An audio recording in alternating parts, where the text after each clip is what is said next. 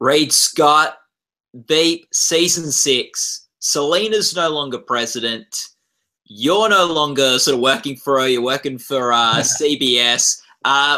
What's your big takeaway from season 6 so far? This season was a blast because of all those things. And it was certainly our departure season. And I mean, we were all scratching our heads at the end of last season, wondering where it was going to go. I don't even think our writers really had an idea. So it was really fun to sort of watch the band, break up and everyone kind of scatters to the four corners of the earth. And it gave us a really cool opportunity to kind of dig down a little more on each individual character in a way that we hadn't before. Yeah, so it was just fun to sort of refresh the show after 6 years. It was really cool. And Dan's broken off before when he went into his lobbying work and stuff like that. But Dan gets fired every year. I mean, Dan wouldn't be Dan if he didn't get axed. Yeah. But you really, like, this season in particular, you've had barely any time with any of the regular characters in the show. That in the first couple of seasons we saw so much of you. At least when you did your lobbying, you pulled Amy over and stuff like that. What's that thing like? I requested this. I requested this. The cast, they are so awful that I couldn't stand them anymore. I said, get me as far away from these guys as possible and give me my own storyline. I missed everybody. It was kind of sad. Like, we would see each other at the table reads and almost never in between, like maybe passing each other on the lot. It was, at first, again, it was, I think we were all sort of like, just busy working on the show, doing our little individual storylines. But then around like week 3, week 4, I was like, I kind of miss everybody. Yeah. So, it's long been reported that Veep's got the most bitter, warring cast, and they need to split them up all the time. Yeah, like 100%. Everybody hates each other. Yeah. So you missed everyone. What has been the good thing about having your own sort of storyline on the show, though? Or your own sort of almost like set and world as well. Like, I loved it just because it like I said, it sort of gave me a chance to do something different with Dan. And,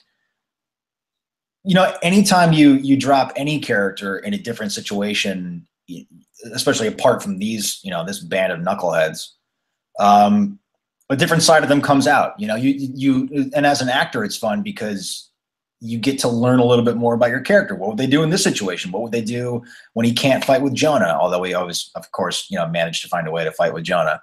But when he can't pick on Mike, when he can't pick on Gary, when Selena's not breathing down his neck, when Amy's not pissing him off. So it was really fun. It gave me a chance to sort of explore a side of him that I had always wanted to.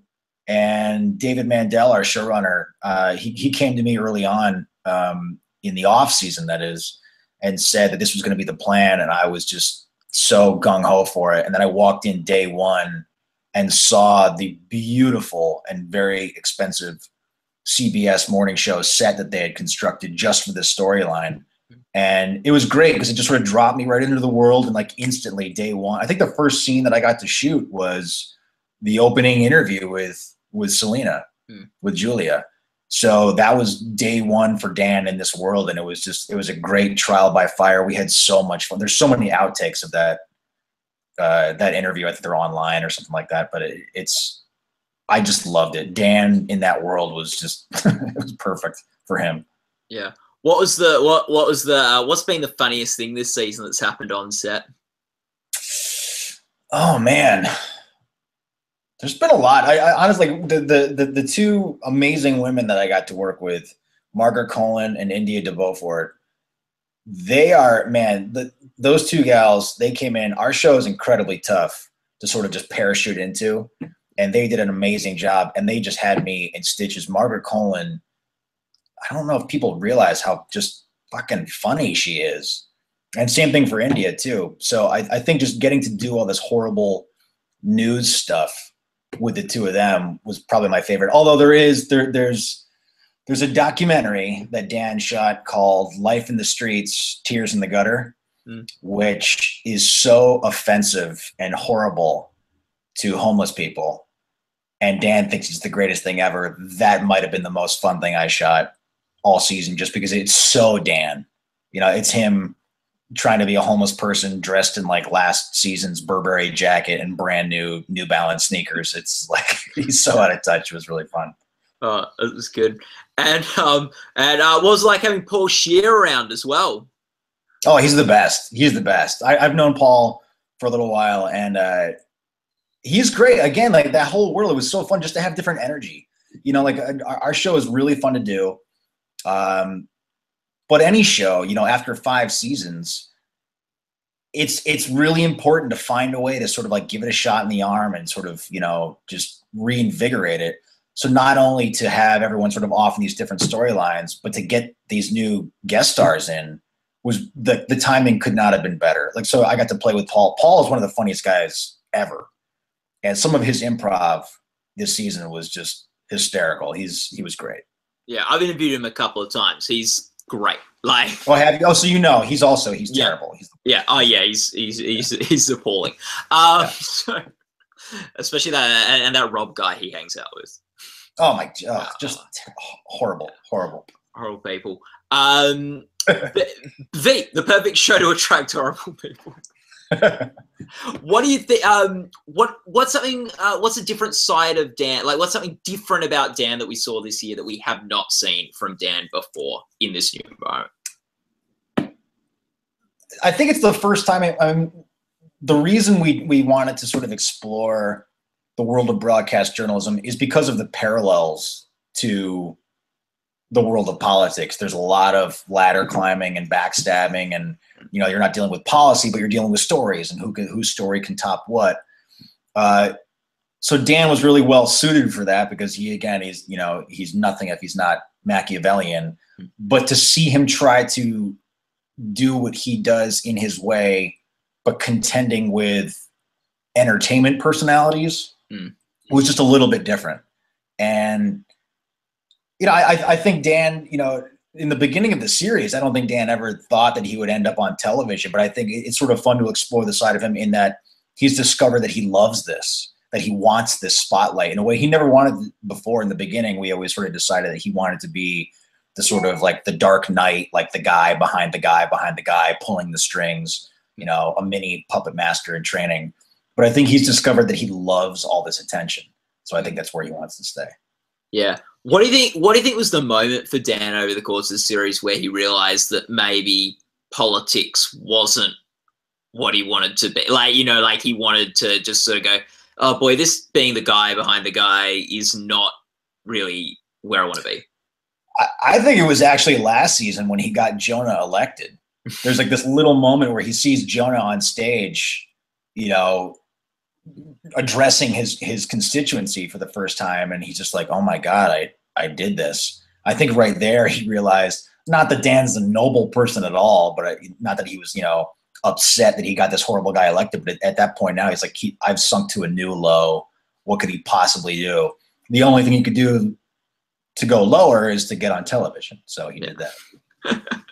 Yeah. And so, yeah, I feel like also, like, you know, seeing Jonah in office for Dan is like maybe morally challenging, but also just this person he's hated for years and been the bane of his existence. Yeah. That's why shooting that scene with Tim, like when Dan first has him on, he's trying to draw the urethra on his forehead, it was so fun. We had such a blast that day. It was great. Yeah. Do you guys get up to any hijinks on set this season? Not so much. At least I didn't, because you know I was sort of like off in my own little world with the CBS thing. I think we had some pretty serious golf cart races around the lot. You know, got yelled at a couple times for that, and you know some biking jaunts and things like that. But this season, I mean, it was tough. This season was a grind in the best of ways, because it was just a lot of hard work, you know, branching out in this way. So we didn't get to do any like fun pranking or anything like that. Yeah. Who's the best golf cart racer on the cast? I'd say Tim. Tim was shooting a bunch of little videos. He was doing some things for charity, And so we were shooting these sort of like live videos while we were on the golf cart. And Tim has this incredible knack of being able to drive the golf cart, do a live Periscope, and still crack jokes at the same time. So that was a lot of fun. Oh, great. I'm chatting with him tomorrow, so I can ask him about the go-kart, the golf cart racing. Yeah. What is something like, because we're coming back, Veep's coming back next season. You, I would guess, don't really know what's going to happen next season on Veep, correct? I don't think anyone knows. Honestly, I don't even think our writers know at this point. I think there's a general idea, but no, I mean, that's the great thing about our show is that it's it's sort of cobbled together in a weird way. So yeah, I think we're all very eager. I know they just finished editing this season like last week, so I think the writers are taking a much needed break, and we'll start getting some clues soon, I hope. What would your biggest wish be for the next season of Veep? I would like to do sort of like a 70s throwback episode where it's really grainy, and very sort of like low tech. I don't even know what I'm saying. I don't know. I think, there's something coming in the season finale, and I don't want to give it away, but the audience is going to be very happy about that. So, and it points in the direction of where we're going to go next season. It doesn't really give anything away. But I would just like to see, I don't know, I want to see the band back together. Yeah. I want to see, nothing is as fun as the big group scenes that we all get to do together. Those are absolutely the best. So for me, I want more of that. Yeah, it's really fun to watch like season 1 or 2 of Veep, which is so much of the show of those big group scenes. Yeah, just everybody doing everything all the time. Yeah. Yeah. What do you, so talking sort of about that and about with Veep and sort of back to season 1, the political climate we're living in today is very different to maybe the political climate when you're making season 1 of Veep. Mm-hmm. Has that been a challenge for you in a political show, or has it been like a real asset for you, all the sort of political sort of drama, comedy, tragedy, whatever you want to call it, that's going on in the world? It's been interesting. We got a lot of comments surrounding the election. Everyone kept on saying like, oh man, this is great for you guys. So much material, so many things to sort of play off of. But Veep has never really been a ripped from the headlines kind of show. We might be influenced by things here and there, but we've never tried to, ape anything or really sort of imitate anything. So when we saw how crazy the political landscape was getting, I think the writers made the right call in almost steering clear of it and sort of seeing how everything shakes out. Hence this departure season. It's tough. Like it was so bizarre the past couple of years on politics. How can you top it? We would joke in some of the table reads that, if we were to pitch to HBO some of the shit that was going on in the real world, they'd say, it's too much. It's too much. No one's going to believe this. Your show's completely jumped the shark. So it was actually a challenge to sort of avoid politics on a political show, which is unusual. Yeah. What was it like last year at the Emmys, winning Best Comedy Series the second time? Like, was it different than when you won it the first time? It was. I mean, honestly, it's still a blur because it's so exciting. I mean, we're all very proud of the show, and I think last season was absolutely fantastic, and we were really excited for our new writers and our new showrunner because the pressure was on them, man, and we all thought that they really delivered. So it was exciting all over again in a new way because we were under, we sort of had a new regime, we had a whole new writing team, so it kind of felt like the first time all over again, and to see if you can repeat is huge. I never like to get, sort of competitive with art, but it really felt good to get that recognition twice in a row. I mean, that was just huge, man. I mean, and the energy backstage was phenomenal. And it was also a little sad too, because Julia had just lost her dad days before. So she was still pretty emotional, but we've gotten so close as a cast and as a crew and with our writers and producers that it was sort of nice to just really be together. That was the best part of it, that we all just got to be together. And she gave an amazing speech. But that was incredible, right? Yeah, she always gives an amazing speech. Yeah, she does. Yeah. I got to stop writing them for her. Everyone thinks that she writes them. They don't know that, I'm not getting any credit here. Yeah. And what was it like to see, how annoyed were you that Matt Walsh got a nomination last year? Oh, look, I'm a huge fan of his body of work. He's a very funny guy, but he's just the worst human being. Like, I can't think of anyone else who deserves it less. Yeah.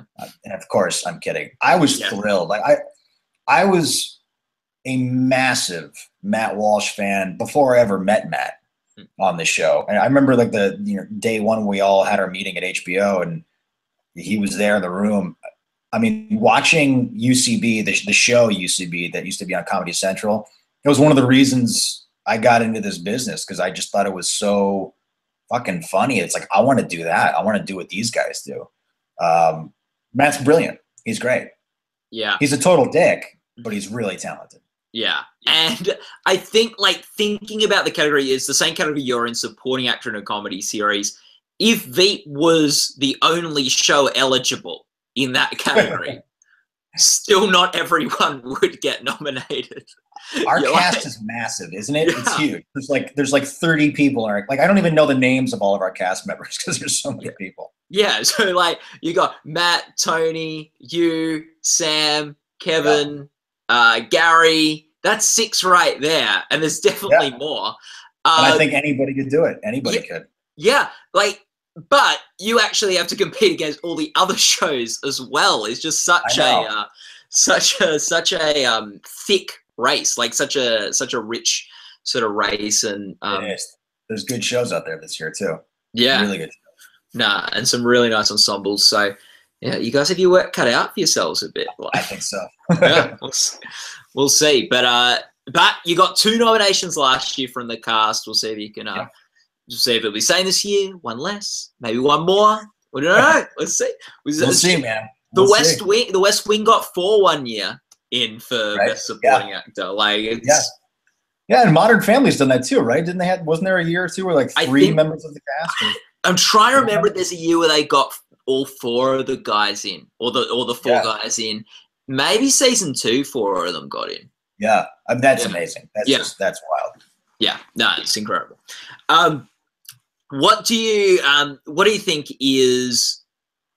Is there anything you improvised this past season on the show? Oh, a ton. Veep it relies so heavily on improvisation, which is not to say the scripts aren't incredible. The scripts are very well crafted, but the tone of Veep comes from the improv. The reason it feels so natural and that it's so off the cuff is because we're encouraged to sort of take the words and make them our own. So we always improvise. And I mean, to the point, sometimes more than others, but every time we shoot a scene, we'll shoot it as written and then we'll mix it up and then we'll just completely improvise the whole thing. And then sometimes we'll go back and reshoot it to sort of implement and do sort of like a hybrid between some of the improvisation and the scripted stuff. And it's still exciting. I mean, I think in the very beginning, we relied so heavily on improv that it was almost intimidating. And then it became really a joy in that it made us all kind of custodians of our character, and that like you were asked to contribute to the writing process for your character via improvising. And now it's like, man, I don't know any other way to do it. It's so fun, and it really keeps you on your toes, and it makes every scene exciting because you literally sometimes never know what's going to happen. And sometimes that's where the great stuff comes from, is that you're just riffing and all you can see, like the writers, they'll yell cut and see the writers, all their eyes light up. It's like, that's what the scene needed. That's what it was missing. And you go back and you sort of rework it again. So it makes the process really enjoyable. Is there a line you're particularly proud of that you improvised this season? Yeah, there was one in the episode where Dan and Catherine and Marjorie are at the fertility clinic, and they, for a split second, suggest maybe that they have sex with the donor, meaning Dan. And I improvised the line, well, I'll just, we'll puppy pile, we'll go out for a nice meal, make it nice, which is just so creepy. Yeah. And everyone got a big kick out of that. That was really, that's cool. Is there a line someone else improvised the past season that you thought was great? Oh, man. Oh, God, there's so many. There's so many. Man, I know that there's an actor, oh, man, he played Cordy. His name's Toby, and he's a brilliant improviser. I didn't shoot anything with him, but his scenes he's at Gary's birthday party when Selena sort of hijacks his birthday party. He improvised, because I saw some of the cuts, pretty much every take he did. And each and every one is absolutely brilliant. He's an incredible, incredible actor and really funny dude. Oh, that's cool. And yeah, when I think of Veep, I think of it as being a very collaborative show. Where like everyone sort of asked to contribute, and I think that's probably been what's made Veep so strong as a show. Yeah, that might not work for every show, but it seems to work for yours. It does, yeah, and that goes back to the days of Armando Iannucci. That's the way he works. I mean, he really was like a mad scientist. It was unlike anything I'd ever seen, on a television set before. To get asked to be a part of that process, usually. In the world of television, the writers tend to be very precious about their words and they just want it as written. But Armando really had no interest in doing that. And I think he saw the value that the way you get your actors to really contribute and really be invested in the character is if you give them some ownership of the character. And there's no better way to do that than say, how do you want to say this? What do you think? Which is season 2, when he came to all of us in the off season, and he actually asked us, what do you want to do this season? It's like, I never had a showrunner ever say that to me before. They would sort of tell you what's going to happen and gauge your level of interest. Yeah.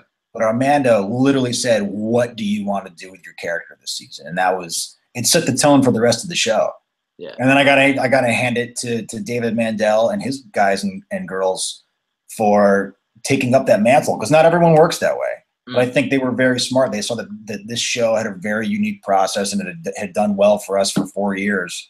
So they continued it. And I would actually say that they dialed it up. I mean, the way that they've come in and taken over the show is just astounding. They are absolutely brilliant writers. Yeah. Oh, no, it's like really cool. And like, it's so, when I first heard about that with how Armando works on your show, it's like so surprising, because you often think of, like, the dialogue is so quick, especially those the first couple of seasons, so many different moving pieces. Like, you're watching and going, oh boy, this is such a well scripted show, which I'm not saying that it wasn't, but you don't jump to, oh, this must be like a heavily improvised collaborative process. Like, right. Yeah. It was, I still love seeing the look on our guest stars' faces when they get dropped into our show and they're like, what the fuck is going on? And they have I mean, the improvisers love it. Whenever we get someone who can improvise, they're like, really? The gloves are off? I can do whatever I want? They're like, do whatever you want. Like Paul Scheer, it was just amazing with that stuff. But it's always funny to see actors say, like, wait, you're going to ask me to basically write my own dialogue for this scene? And, and there's a rehearsal process, which you never get that luxury. So it's still really fun to see that. Yeah. Well, Reid, all the best of luck for the Emmy Awards this year for Veep and yourself. And, there's a movie you've got out at the moment. You want to tell us a little bit about that? Yeah. Yeah, that's right. Yeah. This movie I did with Dimitri Martin and Gillian Jacobs called Dean is out right now. And I just want to encourage everyone to go see it. It's such a sweet movie. It's sort of in the vein of like a Hal Ashby kind of movie from, the 70s, so sort of Harold and Maude-ish. But Dimitri is just a brilliant writer. He wrote, directed, and starred in this thing, and I play his best friend. And it was such a treat to work on. And the audiences that have been seeing it so far have been loving it. So I'm very proud of the movie. Yeah. Oh, well, all the best of luck with that too, Reid. And always great chatting with you. Thanks, buddy. You too. Yeah. Have a good one. Bye.